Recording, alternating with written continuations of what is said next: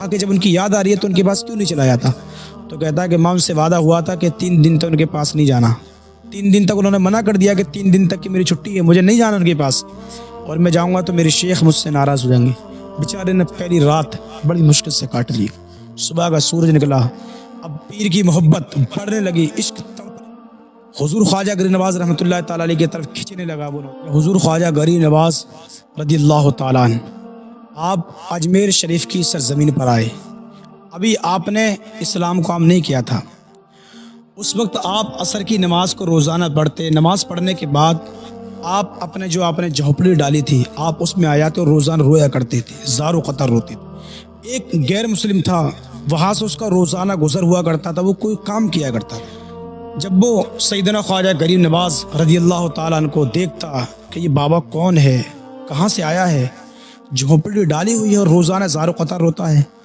کافی وقت ہو گیا اس بات کو دیکھتے ہوئے. ایک دن اس غیر مسلم نے کہا کہ بابا کون ہو تم, کہاں سے آئے ہو, اور کس کی یاد میں اتنا روتی؟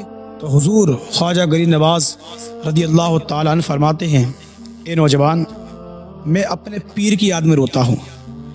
مجھے اپنے شیخ کی محبت رلاتی ہے, ان سے مجھے بڑا عشق تھا, وہ میرے ساتھ نہیں ہے, اسی لیے میں ان کی یاد میں روتا ہوں, مجھے ان کی بڑی یاد آتی ہے. ہے کوئی آج کے دور میں ایسا مرید جو اپنے پیر کی یاد میں روتا ہو؟ مرید تو بہت دور کی بات ہے.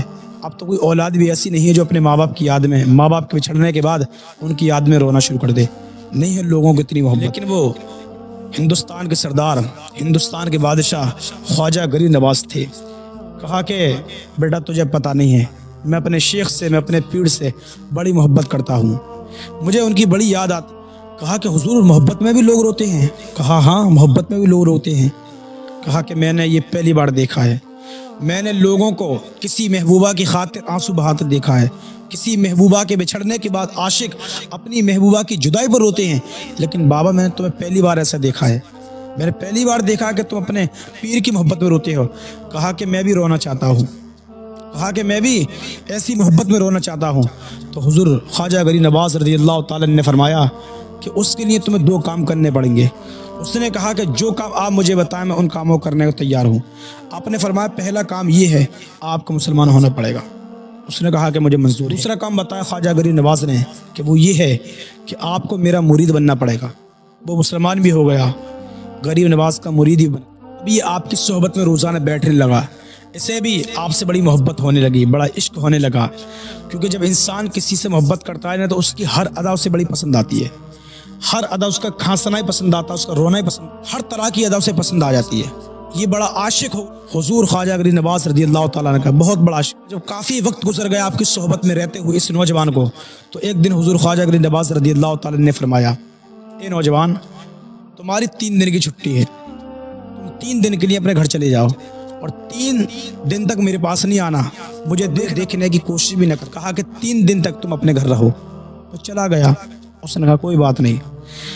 جب رات آئی وہ زار و قطر رونے لگا. رات کا آدھا پہر گزر گیا, تہجد کی نماز کا وقت ہوا. اب وہ زار و قطر رونے لگا. خواجہ غریب نواز رضی اللہ تعالیٰ عنہ کی محبت میں سسکنے لگا. ماں اٹھی, ماں نے کہا کہ بیٹا کیا بات ہے, کیا پریشانی ہے؟ کہا کہ مرشد کی یاد آ رہی ہے. کہا کہ مجھے میرے پیر کی یاد آ رہی ہے. کہا کہ بیٹا وہ تو تم سے کافی دور. کہا کہ جب ان کی یاد آ رہی ہے تو ان کے پاس کیوں نہیں چلا جاتا؟ تو کہتا ہے کہ ماں ان سے وعدہ ہوا تھا کہ 3 دن تک ان کے پاس نہیں جانا. 3 دن تک انہوں نے منع کر دیا کہ 3 دن تک کی میری چھٹی ہے, مجھے نہیں جانا ان کے پاس, اور میں جاؤں گا تو میرے شیخ مجھ سے ناراض ہو جائیں گے. بیچارے نے پہلی رات بڑی مشکل سے کاٹ لی.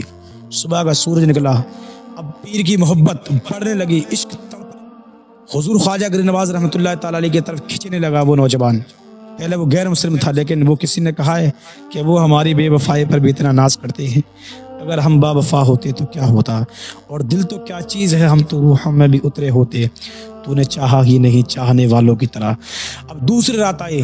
اب کہتا ہے کہ ماں اب برداشت نہیں ہوتا, اگر اپنے شیخ کا چہرہ نہ دیکھا نا تو میری جان نکل جائے گی, میرا انتقال ہو جائے. ماں کیسی بھی ان سے بات کرو, ان سے مجھے ملا دو, ان کی محبت میرے دل کو جلا رہی ہے, میرے دل میں آگ بھڑک رہی ہے انہیں دیکھنے کے لیے. ماں حضور خواجہ غریب نواز رحمۃ اللہ تعالیٰ علیہ کے پاس پہنچی. کہا کہ حضور میرا بیٹا تمہاری محبت میں تڑپ رہا ہے, تھا تو پہلے غیر مسلم لیکن آپ نے مسلمان کر لیا، لیکن میرا بیٹا جو چاہتا ہے میں اس بات پر تیار، اسے اپنے قریب بلا لو۔ کہا کہ ابھی اس کی 1 دن کی چھٹی باقی ہے۔ کہا کہ حضور وہ یہ کہتا ہے اگر آپ نے نہیں بلایا نا تو پھر اس کا انتقال ہو جائے گا، وہ اپنی جان دے دے گا آپ کی محبت کی خاطر۔ سیدنا خواجہ غریب نواز رحمۃ اللہ تعالیٰ علیہ نے اس نوجوان کو بلا لیا، قریب آیا اور کہا کہ آنسو پہنچ لے۔ کہا کہ روٹی کھائی تھی؟ کہا کہ حضور روٹی نہیں کھائی۔ کہا کہ رات بھر کیا کیا؟ کہا کہ حضور رات بھر روتا رہا آپ کی محبت میں۔ کہا کہ جب تو میری محبت میں روتا رہا تو میں بھی تیری یادیں بڑا رویا ہوں، میں بھی تیری یادیں بڑا رویا، کیونکہ جو عشق ہوتا ہے نا یہ دونوں طرف سے ہوتا ہے، ایک طرف عشق کبھی کامیاب نہیں ہوتا، اگر عشق دونوں طرف سے ہو تو اس کی لذت، اس کا مٹھاس، اس کا میٹھا پن یہ کچھ الگ ہی ہوتا ہے۔ کہا کھانا کھایا تھا؟ کہا حضور کھانا نہیں کھایا۔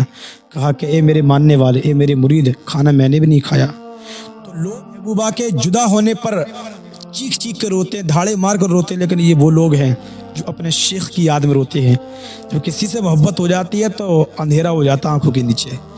عشق کا جو غلبہ ہوتا ہے نا وہ انسان کو مدہوش کر دیتا ہے، انسان ہوش و حواس کھو بیٹھتا ہے۔ وہ کسی شاعر نے کہا تھا میں ہوش و حواس اپنے اس بات پہ کھو بیٹھا، تم نے جو کہا ہنس کر آیا ہے میرا دیپ۔ حضور خواجہ غریب نواز رحمۃ اللہ تعالیٰ علیہ کی شان ہے۔